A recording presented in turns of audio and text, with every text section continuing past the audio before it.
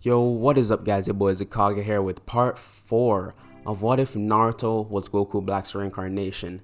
Man, you guys have been really asking for part 4, so I ain't gonna say much. Let's get right into the what if.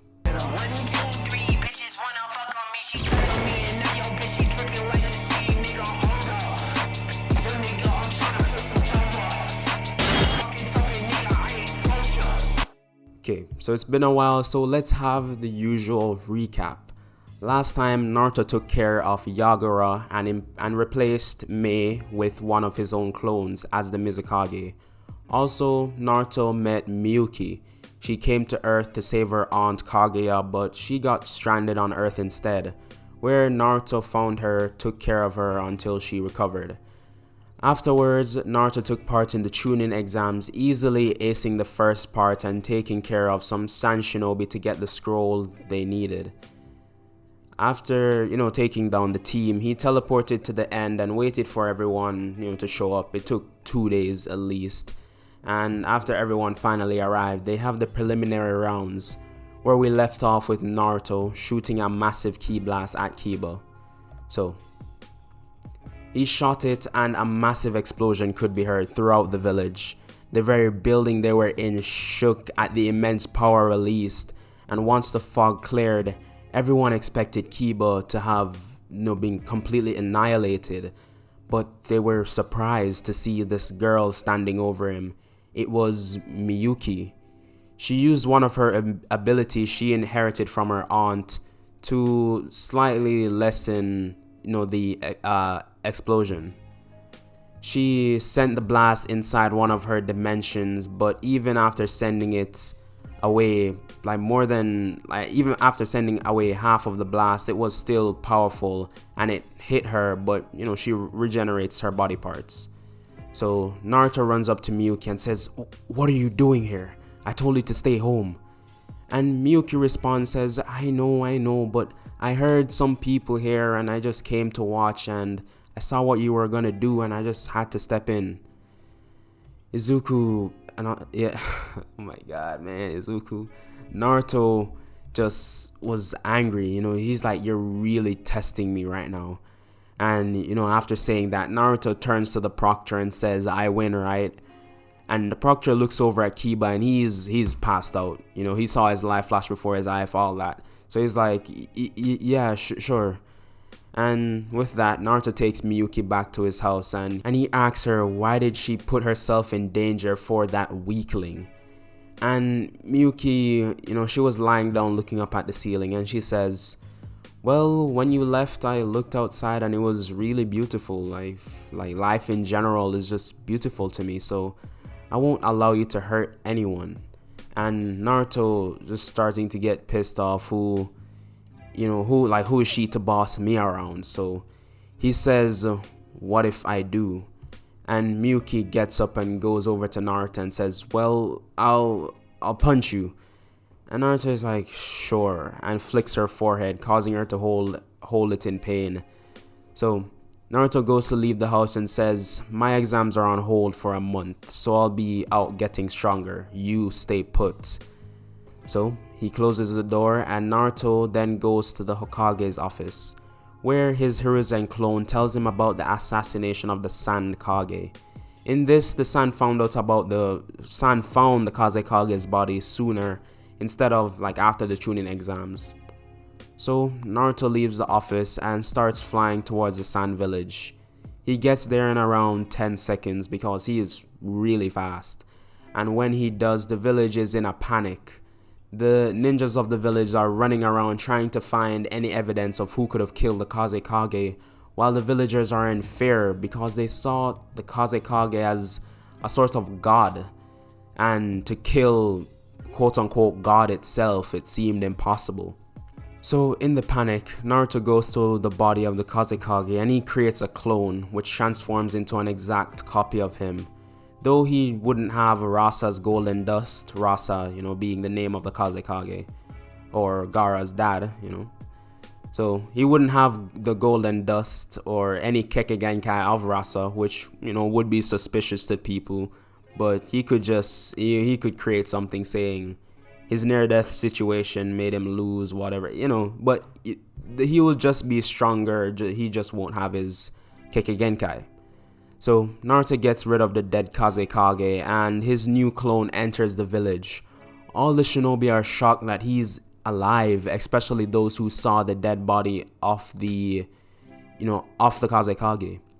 So while he's walking towards the Sans equivalent of the Hokage mansion, the civilians are bowing as he's walking through the streets. So Naruto leaves the clone to rule over the Sand while gathering as much information as possible. And with that in place, Naruto heads back to the Leaf Village. This time, he just instant transmission home and he appears in his kitchen. And Naruto's thinking, it's pretty quiet. He looks over to the dining table, where they would eat, and he sees a plate of cookies. Of course, they're all burnt, and a note saying, "Out training, be back tonight." So Naruto doesn't really think much of it, and he goes to train also. Later that day, Miyuki does get back, and she looks exhausted. So Naruto makes some food from a wild animal he caught in the forest, and they eat and chat a bit, and after a while go to bed.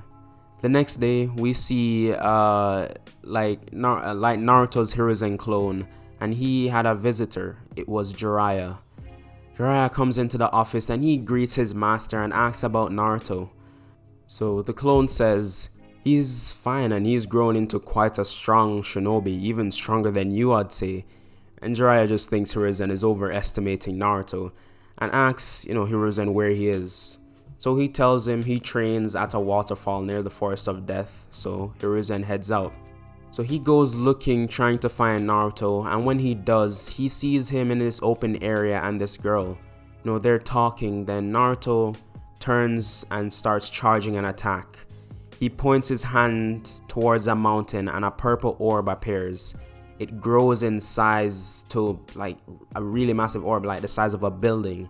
And when he shoots it at the mountain, it completely destroys it. Jiraiya, seeing this, is dumbfounded and he's wondering where this power came from. This doesn't feel like the Kyuubi. He looks back to Naruto and the girl next to him just started punching him in the arm. And, one hand, his perverted side is saying, "Wow, young love, she's a fine catch." So, but his more sensible side is freaking out about what the hell he just saw. So he decides not to approach Naruto and watches the two for a while. And for a while, I mean for a while. Up to the third stage of the Chunin exams, which is around 2.5 weeks away. So the day before the Chunin exams, Naruto and Miyuki were out, in their usual area. And Naruto is tired of this pervert spying on them. So, because, he's sensed him ever since he was first there. So, Naruto instant transmissions behind Jiraiya and pushes his hand through his hair and grabs him by the back of the neck. And Naruto says, "What are you doing here, old man?" And Jiraiya is struggling to breathe. He turns his hair into spines, causing Naruto to let go. But after Naruto goes in for a punch, Jiraiya dodges and goes to grab Naruto's arm to flip him over. But Naruto, seeing this coming, he knees Jiraiya in the face and kicks him back. I really felt that kick because one of his ribs are broken. He gets up and says, "Naruto, chill out for a second. I'm your godfather." And Naruto says, "Yeah, I know, but why should I care?" And Jiraiya is surprised, "Wait, so does that mean you know who your father is?" And Naruto just nods and says, "I thought you'd be stronger. Anyways, I'm off." And Jiraiya tries stopping him, but he couldn't move. And the reason why is because this is an ability Naruto had been developing, over the month period. So when he focuses his ki on someone, because most people in this world are weak, it doesn't take much ki to immobilize them with just how dense Naruto's ki is. So Jiraiya is stuck, unable to move until Naruto is long gone. So the next day rolls around and it's the Chunin exams. The matchups stay the same, so it goes Naruto versus Neji. And before the match starts, you know, it can't be Neji if he doesn't have his 10-minute speech about destiny. So after he basically calls himself the winner because, you know, he's destined to be the winner, Naruto says, "Neji, let's make a bet. If I defeat you without even moving, I get one of your eyes." And Neji's confused why Naruto would even want his eyes, but you know, he agrees. And he agrees, one, because there are seals on his eyes, so whenever a Byakugan leaves, like a member of the Hyuga clan, you know, it becomes useless, like it deactivates or something like that. And there's two, Neji's with his whole destiny thing, you know, he already sees himself as the winner. So when the proctor starts the match, Neji runs in, but when he, you know, gets close to Naruto, his body stops on its own. Then Neji falls to the ground. Naruto, who's using his ki pressure, is putting everything he has onto Neji. And right now Neji is struggling to even breathe, but he won't quit. He tries moving his hands, but it's completely useless. The amount of pressure on, you know, would kill a regular person by now, but because of the pressure, Neji can't breathe. His lungs are flat and can't take in any air, so eventually he passes out. The proctor then declares Naruto the winner, and everyone in the stands are amazed yet scared of Naruto's ability. He didn't even move a muscle, yet Neji got taken down so easily. The prodigy Hyuga beaten. And Hiyashi was feeling embarrassed. He was boasting about Neji. He's like, yo, Neji's gonna win this like in 2 seconds.